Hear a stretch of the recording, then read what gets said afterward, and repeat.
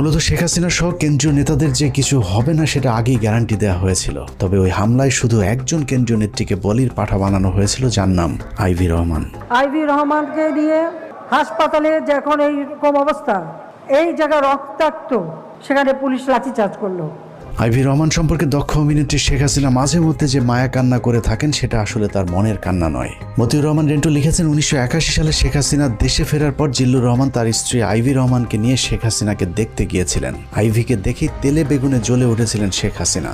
হাসিনা আইভিকে উদ্দেশ্য করে বলেছিলেন, আমার মাকে একদিনও শান্তিতে থাকতে দেননি, এখন আবার কেন এসেছেন? এ সময় জিল্লুর রহমান চোখ টিপে আইভি রহমানকে চলে যেতে বললে আইভি রহমান সেখান থেকে সরে যান। মূল ঘটনা হলো, শেখ হাসিনার মা ফজিলাতুন্নেসা আইভি রহমানের সাথে শেখ মুজিবকে সন্দেহ করতেন, যে বিষয়টি নিয়ে মাঝে মধ্যেই পরিবারে ঝগড়াঝাটিও হতো।